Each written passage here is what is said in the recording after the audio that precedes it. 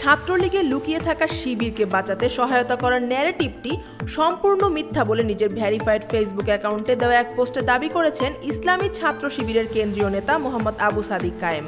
গতকাল রোববার মধ্যরাতে ফেসবুক পোস্টের মাধ্যমে গণতান্ত্রিক ছাত্র সংসদ ঢাকা বিশ্ববিদ্যালয় শাখার আহ্বায়ক ও বৈষম্যবিরোধী ছাত্র আন্দোলনের সাবেক সমন্বয়ক আব্দুল কাদেরের বিভিন্ন অভিযোগের জবাব দিয়ে এই দাবি করেন তিনি।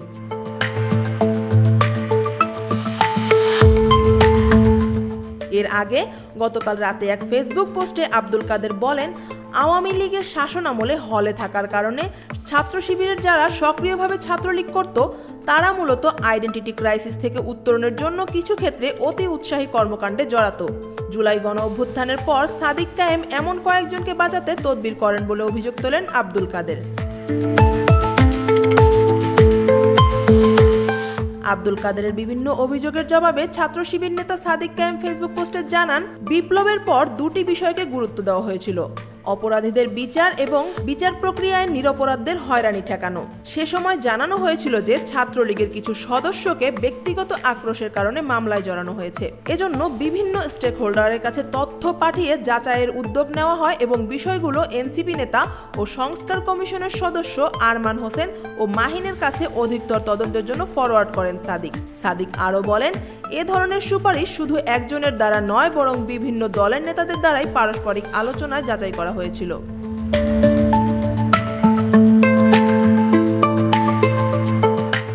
প্রচারিত স্ক্রিনশটের নাম থাকা কেউই শিবিরের সদস্য নন এবং 5 আগস্টের পরও শিবিরের কোনো পদে বা কর্মসূচিতে যুক্ত ছিলেন না বলে দাবি করেন সাদিক। এছাড়া সাইদি নামের একজনকে মামলা থেকে বাঁচাতে কল করা হয়েছিল, এ দাবিও ভিত্তিহীন বলে উল্লেখ করেন তিনি। মহসিন হলের শাহাদাত নামের ব্যক্তিকেও সাদিক চেনেন না বলে পোস্টে উল্লেখ করেন।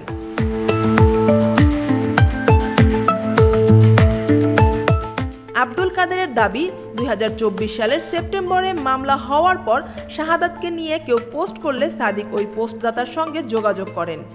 এই অভিযোগের জবাবে তীব্র প্রতিক্রিয়া জানিয়ে সাদিক কায়েম প্রশ্ন তোলেন, আমি যদি ফোন দিতেই চাইতাম মামলা হওয়ার আগেই দিতাম, পরে কারো পোস্টে ফোন দেওয়ার কি দরকার?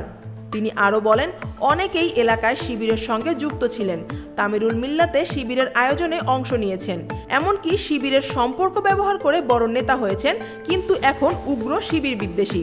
সাদিকের প্রশ্ন, কেউ যদি ব্যক্তিগত স্বার্থে শিবিরে যুক্ত থেকে পরে শিবির বিরোধী হয়ে যায়, তবে তাদের কর্মকাণ্ডের দায়ভারও কি শিবিরকে নিতে হবে? সেটা কি যৌক্তিক হবে? Afia Akter, desk report, Dhaka watch.